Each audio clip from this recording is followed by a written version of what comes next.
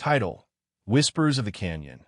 When a war-weary drifter named Isaac Crowe saves a widowed homesteader, Lydia Maren, from a brutal land dispute, their lives intertwine in the raw quiet of the desert. What begins as survival turns to solace, then love, but the ghosts of war, the greed of men, and the truth of their past threaten to burn everything they've built under the dying sun. The storm had been crawling across the desert for hours, a low growl of thunder rolling through the distant canyons like the voice of something old and angry. Isaac Crowe rode toward it anyway. He was little more than a shadow on a pale horse, coat flapping against the wind, hat brim dripping with dust and rain. His face carried the marks of too many years and too many battles, not the kind fought for country, but the kind that eat a man from the inside. The war had ended 6 years ago, but its ghost still followed him, whispering in every gust of wind. When he finally saw the homestead, it was through the shimmer of rain. A small house of timber and stone, standing lonely against the storm. The corral beside it was half broken, the roof missing shingles, the land cracked and mean, but the chimney smoked, and that meant life. He didn't mean to stop. He told himself he wouldn't. But the lightning struck close enough to shake the ground, and the horse beneath him stumbled, and sometimes fate doesn't give you a choice. He rode in slow, water dripping off the brim of his hat. The front door swung open. A woman stood there, shotgun in hand, her eyes sharp as the edge of a knife. She wasn't young, but she wasn't old either.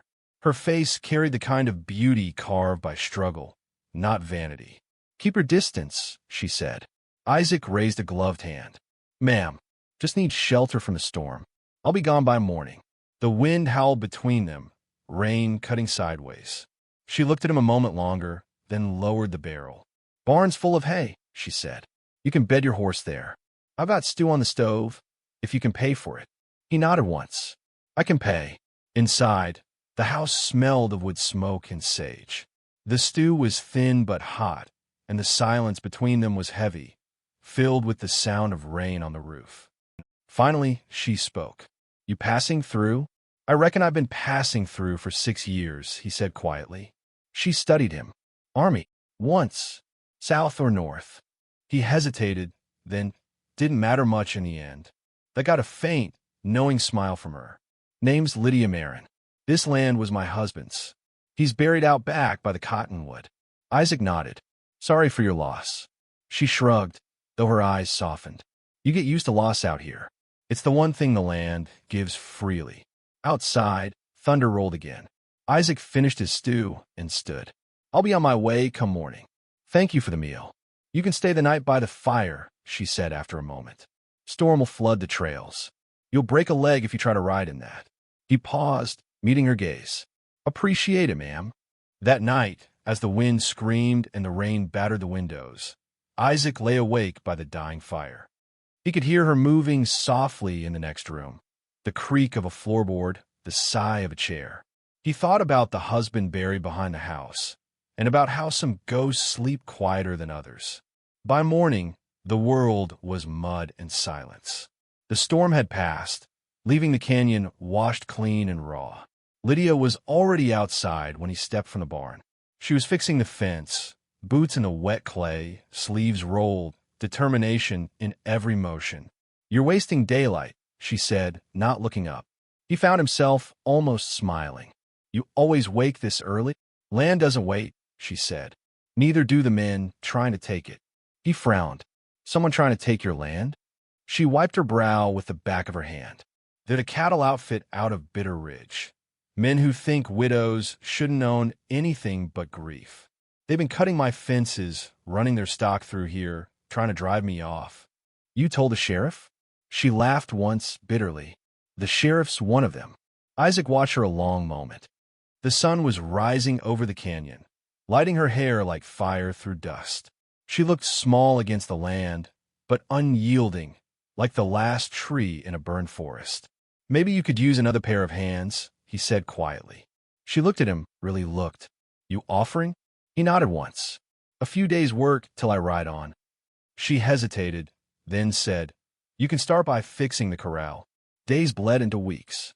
Isaac worked from dawn till dark, mending fences, digging irrigation trenches, breaking horses too wild for the corral. He said little, but Lydia saw the steadiness in him, the quiet decency that came from pain too deep to boast about. In the evenings, they'd sit by the fire. Sometimes she'd hum an old tune, one her mother used to sing when the prairie wind turned cold. Sometimes he'd tell her about the sky over Virginia, about rivers that froze like glass, about the smell of gunpowder in the morning. It wasn't love at first, not the kind you name. It was something slower, quieter. The way she left an extra plate on the table before realizing it. The way he fixed the door hinge without her asking. The way they both found themselves laughing one night over nothing at all. But the peace never lasts long in the West. One evening, as they were bringing in the horses, Isaac spotted a figure on the ridge, a man on horseback, watching from a distance. The wind carried the glint of a rifle barrel. "Friend of yours?" he asked. Lydia's face hardened. "No, that's Wade Harker, the man who wants this land." Isaac's jaw tightened. "He's been here before. 3 times. Each time he gets closer." He looked at her, then at the horizon, where the man still sat like a vulture waiting for something to die. "You've got 2 choices, Lydia," Isaac said finally. "You can run, or you can stand." She looked back at him, eyes bright, fierce. "I've been standing all my life." He nodded slowly. "Then I'll stand with you." That night, the wind carried the scent of rain again, and the quiet between them was heavier than ever. Lydia poured 2 cups of coffee, hands trembling just enough to betray her. "You could leave, you know," she said softly. "You don't owe me anything." He looked into his cup. "Maybe not, but maybe I'm tired of leaving." Their eyes met, the kind of silence that says everything words never could. Outside, the storm began to build again, lightning crawling across the edge of the world. And for the first time in 6 years, Isaac Crowe felt something shift inside him. Not redemption, not peace, but the faint spark of a reason to stay. The days after the storm were golden. The canyon glowed with that rare, fragile peace that comes only after nature's fury. Dust clung to the air like a veil. The riverbeds shimmered with new life. And on the small patch of land carved from emptiness, Lydia Maren and Isaac Crowe moved through the hours like 2 spirits learning to breathe again. It started with small things. A word here, a glance held too long there. The slow rhythm of 2 lonely souls beginning to fall into step with each other. Each morning, Lydia would be up before sunrise, her hair undone, her boots already sinking into the soft mud as she went to milk the cow or gather the eggs. Isaac would follow soon after, silent as always, the brim of his hat catching the first light of dawn. "Morning," she'd say. He'd nod. "Morning." And then the work would begin. There was always something to fix, a fence post leaning like an old drunk, a roof beam split from the rain, a well pump coughing more air than water. Isaac's hands were steady, patient, careful. He never cursed when the hammer missed its mark, never raised his voice. Just worked, slow and methodical, like a man trying to build more than a house, maybe a penance. Sometimes Lydia would watch him from the porch, coffee mug warm in her hands. She wondered what kind of pain could make a man so quiet. She saw it in his eyes, that tired distance, as if half his soul was still back east, buried under the sound of cannon fire and the screams of boys too young to die. She didn't ask. Not yet. The West had taught her one truth. Some things bloom only when the silence is ready. It was on the 3rd Sunday after the storm that she found him by the river. He was sitting on a boulder, sharpening his knife, watching the water slide past. His coat was off, sleeves rolled, scars pale against tan skin. She walked up slow, carrying a small basket of laundry, and stopped a few feet away. "You don't go to church?" she asked softly. He didn't look up. "Church never went much for me." "You believe in God?" He paused. The wind caught the water, breaking it into ripples. "I believe in what he leaves behind," he said. "Quiet. Water. People who try." She smiled faintly. "That's close enough." He turned the knife once in his hand, then set it down beside him. "What about you?" "I used to." She looked at the horizon. "My husband, Aaron, he believed enough for both of us." So the Lord watches those who work hard and sleep soft. I kept working, but sleep hasn't come easy since. He nodded, not prying. Then she said, after a long silence, "You remind me of him sometimes." Isaac looked at her then, eyes dark, unreadable. "That a good thing?" "Some days," she said. "Others it hurts too much." That night, after supper, they sat on the porch while the sun bled into the canyons. The sky was on fire, oranges, reds, purples fading into blue. Somewhere in the distance, coyotes began to sing. "You ever think about leaving this place?" Isaac asked quietly. She was quiet for a long time. Then, every day. "But where would I go? The land's cruel, but it's all I've got left of him." He nodded. "I know that kind of tether." She looked at him. "Who'd you lose?" He hesitated, jaw tightening. Then he said, "Brothers. Friends. Too many names to remember. Sometimes I think I left him behind, but nights like this," he looked out at the canyon, "they come back."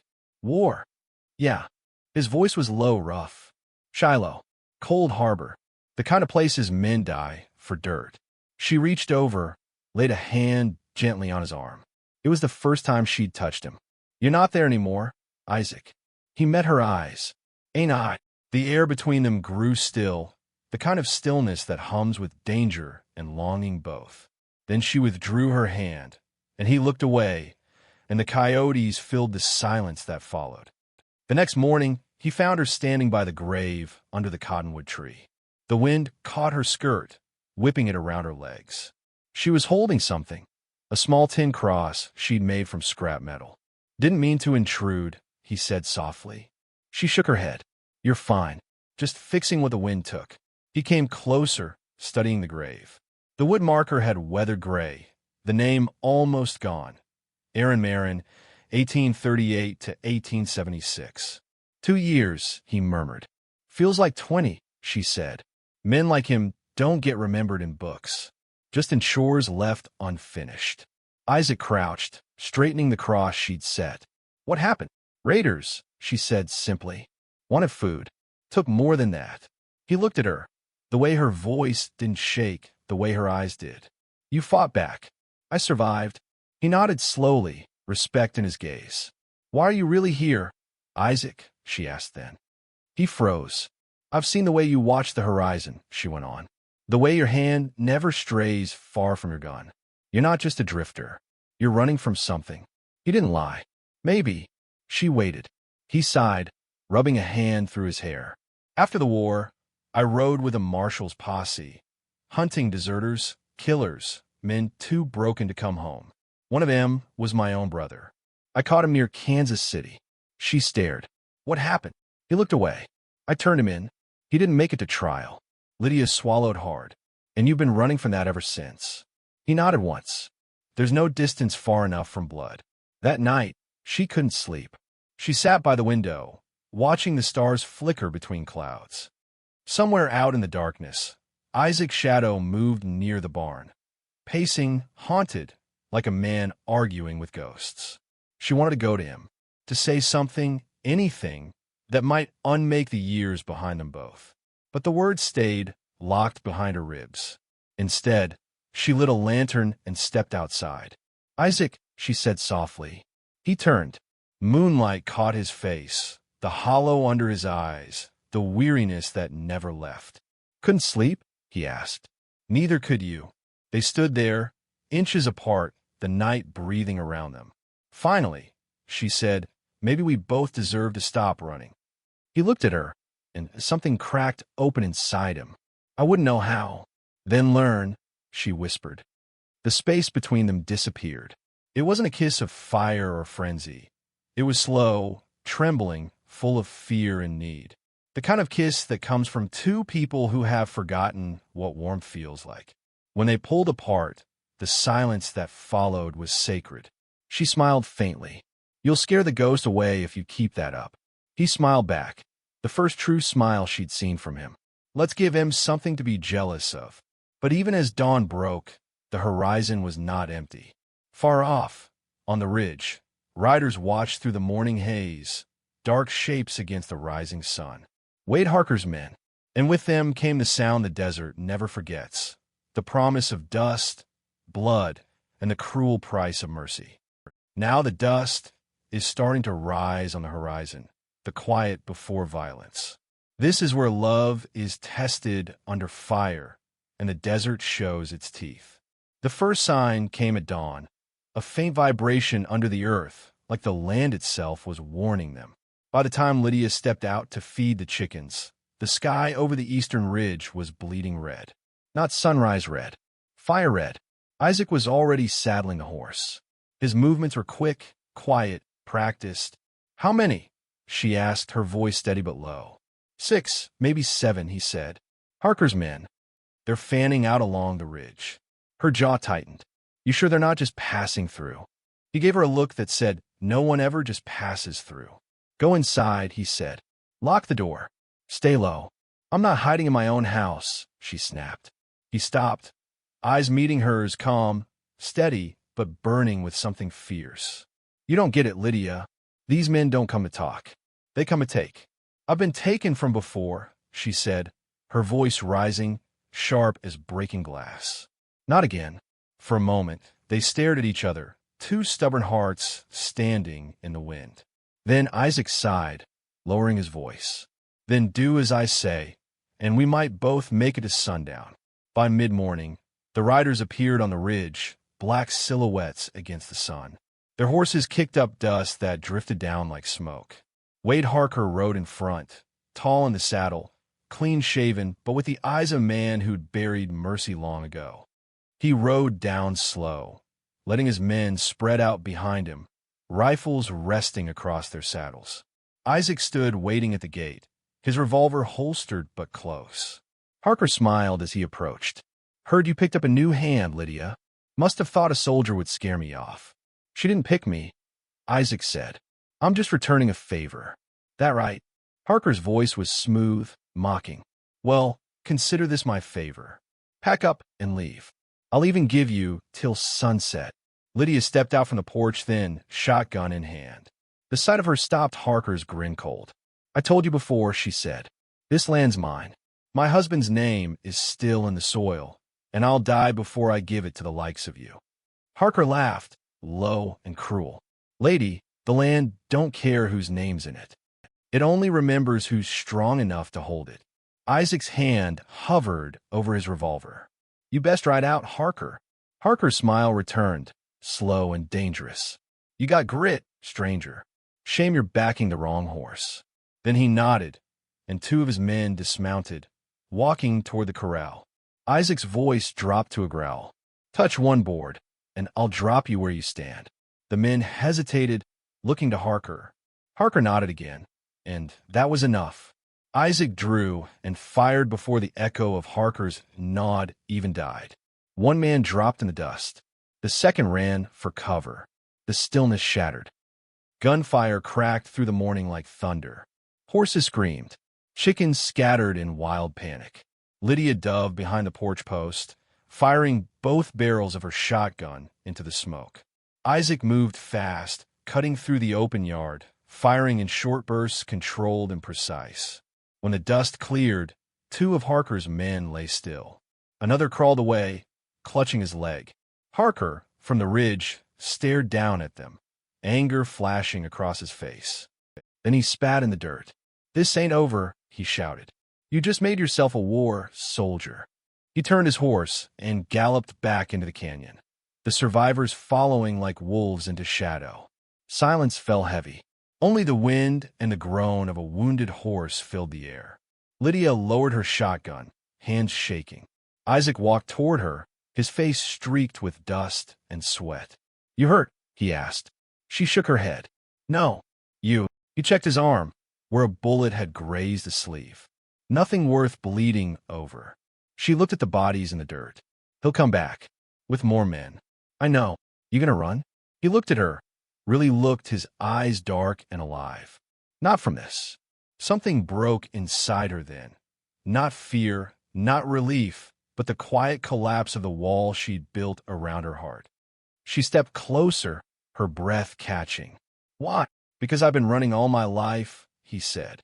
"And for once, I found something worth standing for." Their faces were inches apart, the smell of gunpowder still clinging to the air. The desert around them seemed to hold its breath. When he kissed her, it wasn't gentle. It was desperate, raw, filled with everything the world had taken from them both. For that moment, in the stillness between gunshots and sunrise, the world stopped. By noon, they were burying the dead behind the barn. The sun burned high, the earth dry again, as if it hadn't rained in years. Isaac dug in silence, while Lydia marked the graves with stones. "They'll bring more," she said softly. "Maybe a dozen. Maybe 20. I can hold them off." She looked at him, the stubborn set of his jaw, the calm in his voice. "And if you can't?" He met her gaze. "Then I'll make damn sure they remember trying." That evening, she found him sitting on the porch, cleaning his revolver. The light had turned amber, the horizon glowing like dying embers. "Why'd you really stay, Isaac?" she asked quietly. He didn't answer right away.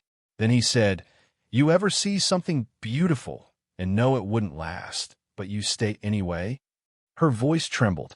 "That's a fool's kind of love." He smiled faintly. "Maybe so, but fools are the only ones who remember how to hope." She sat beside him. For a while, they just listened, the wind, the creak of the porch, the faint hum of cicadas. Finally, she said, "When this ends, you'll go, won't you?" He looked down. "If I live, then promise me something." He turned to her. "When you go," she said softly, "don't forget this place. Don't forget me." He reached for her hand, rough fingers brushing against her calloused palm. "Not in this lifetime." That night, they made love under the open sky. No words, no promises, just the firelight on their skin, the sound of the desert breathing around them. It was the kind of love that doesn't heal, it brands.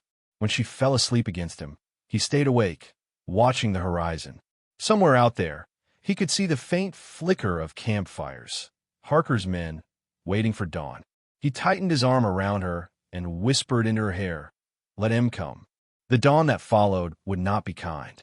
The wind carried the smell of smoke and gunpowder, and the land, quiet and golden, waited for the blood it already knew was coming. Beautiful. This is where the desert takes what it's owed: love, blood, and the silence after the storm. Here begins the turning point, where hearts are tested, and mercy costs more than vengeance ever did.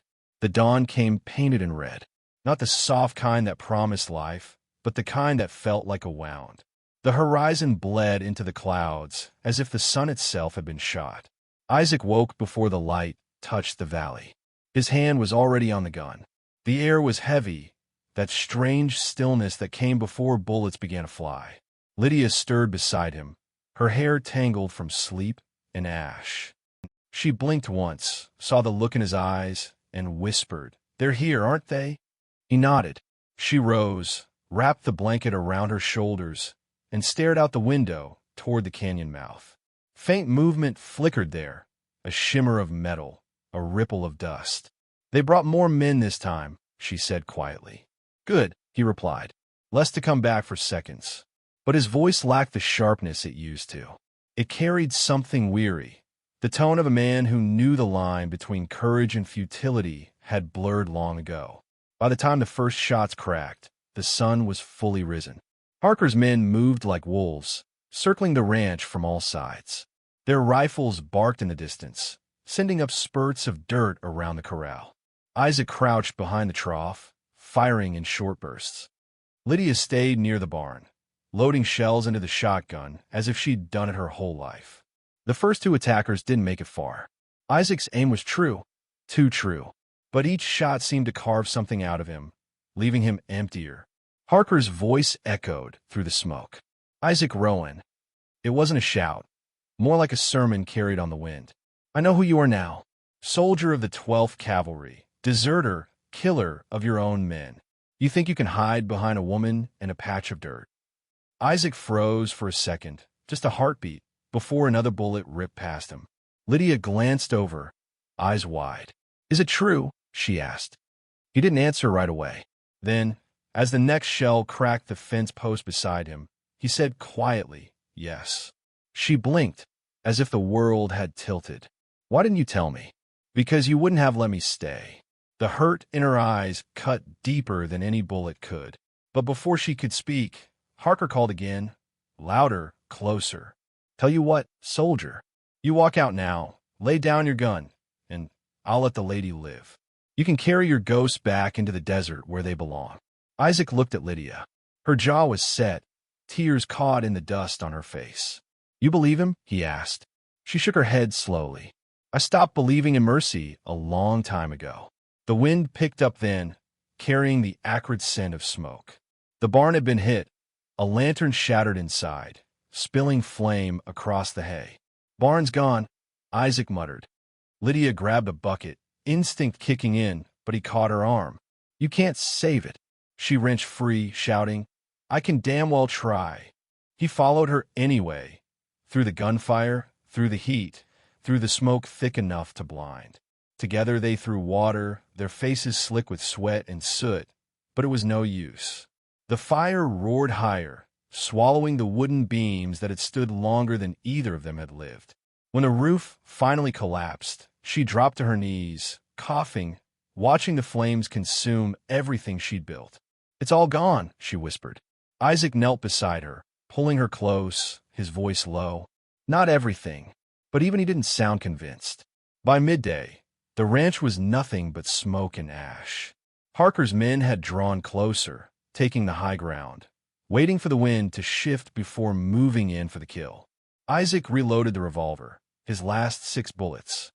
He'd counted the remaining shots in Lydia's gun, too. 5 shells.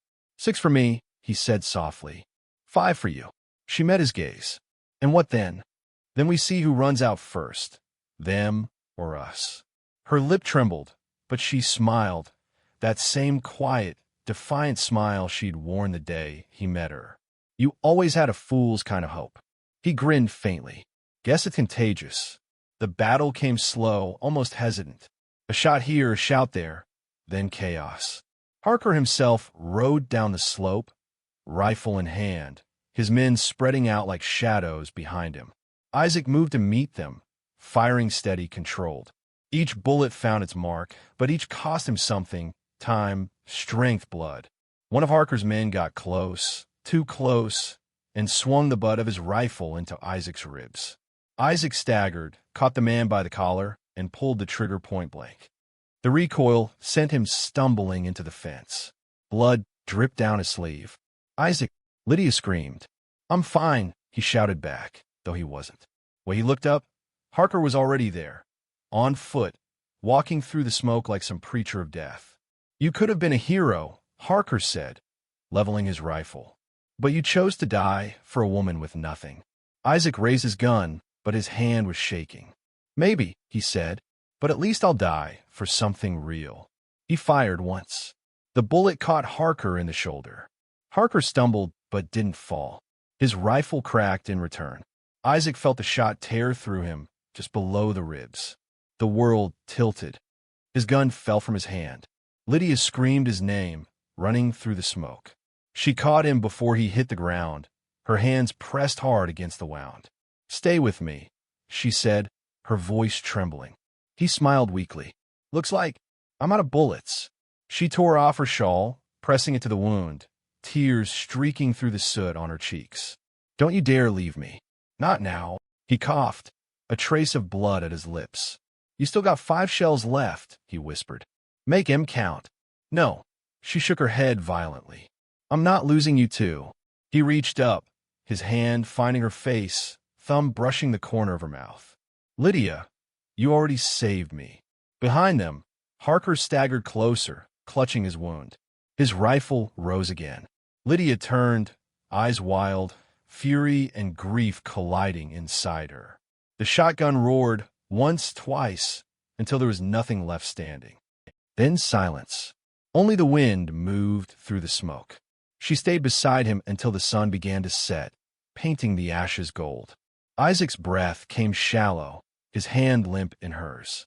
He was smiling faintly, that strange, peaceful kind of smile worn by men who finally laid their ghost to rest. "Tell me something," she whispered. He blinked slowly. "What?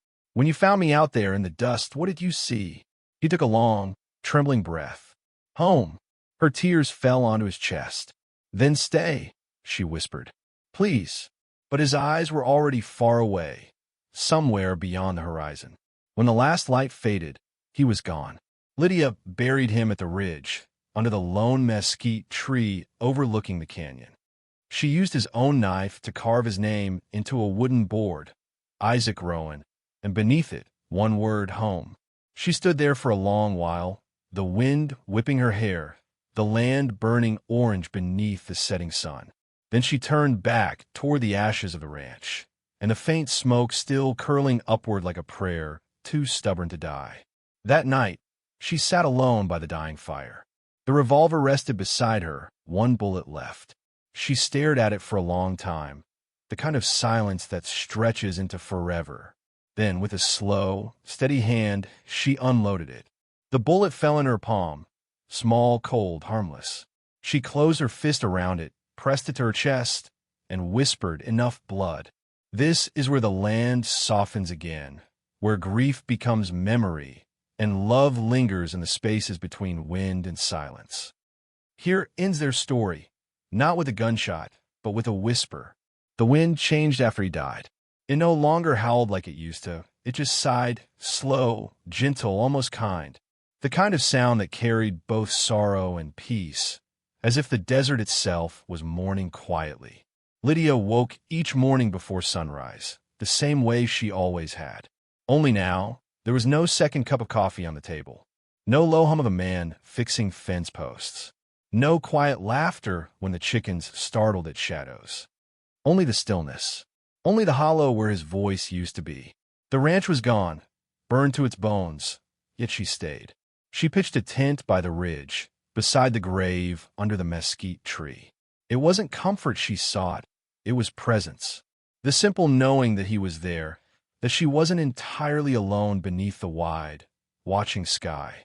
Every evening, when the sun fell behind the canyon, she'd sit by the small wooden cross and talk to him.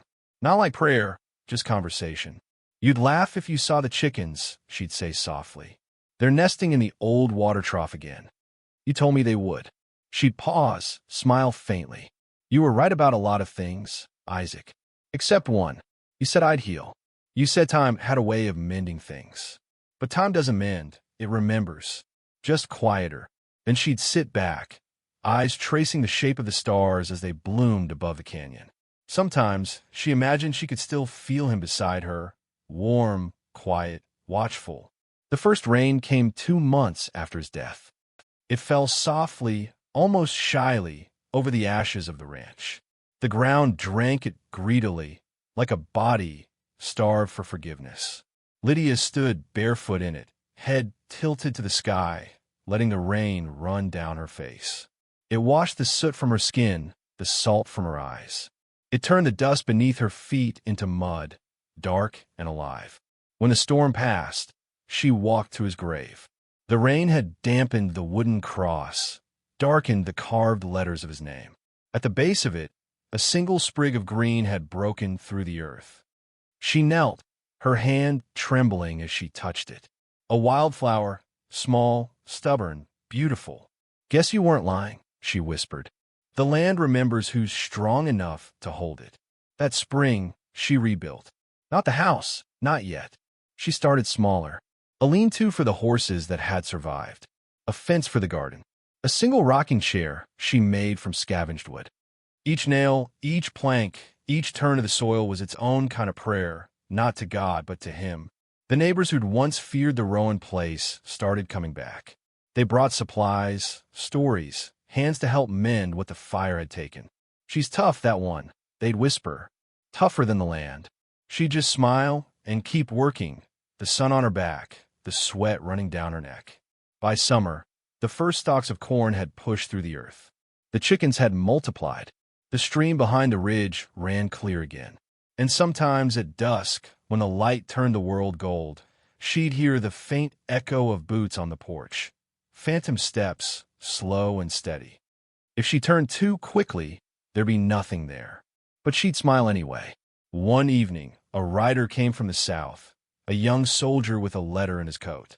He dismounted, hat in hand, his face awkward with grief. "Ma'am," he said. "I served with Isaac Crowe once, in the 12th Cavalry. We only just heard what happened." Lydia nodded, her hands still in the soil. "You're late." He looked down, ashamed. "Yes, ma'am." He handed her the letter, creased, worn, sealed with a smudge of wax. He wrote this after the war, for the ones he couldn't save. "I thought maybe you'd want it." She took it, fingers trembling. "Thank you."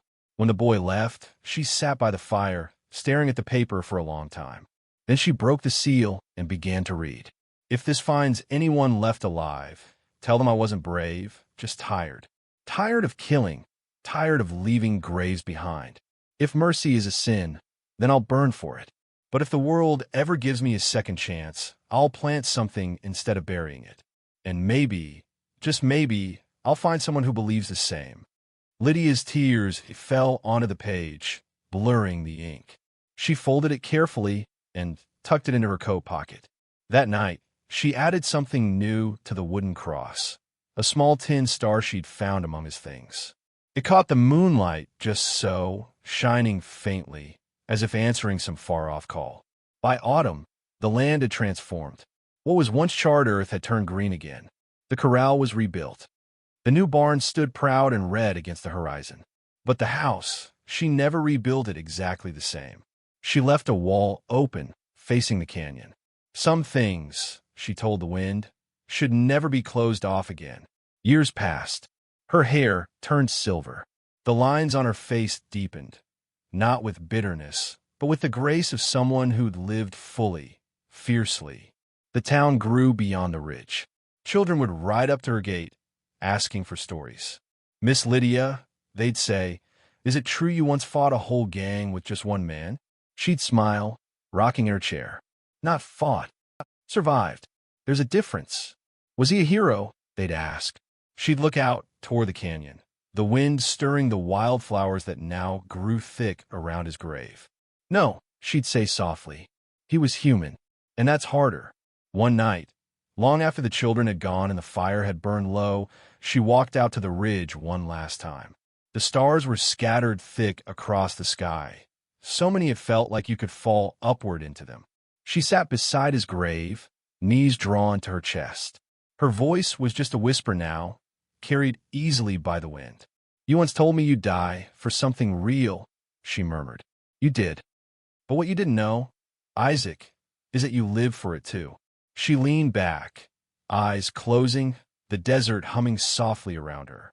The wind brushed through her hair, warm, gentle, familiar. For a moment, she swore she could feel his arm around her again. The steady heartbeat, the quiet safety of it. Then the night deepened. The wind grew softer. By morning, the rocking chair sat empty. The fire had gone out, and two sets of footprints led away from the tent, one newer, one older, side by side, disappearing into the dawn. Years later, travelers passing through the canyon would speak of a place called Rowan Ridge, where the earth blooms green in spring, even when the rest of the desert dies. They say that if you stand by the mesquite tree at sunset, you can still hear laughter, low, warm, carried on the wind. Two voices, a woman's and a man's, talking softly about home.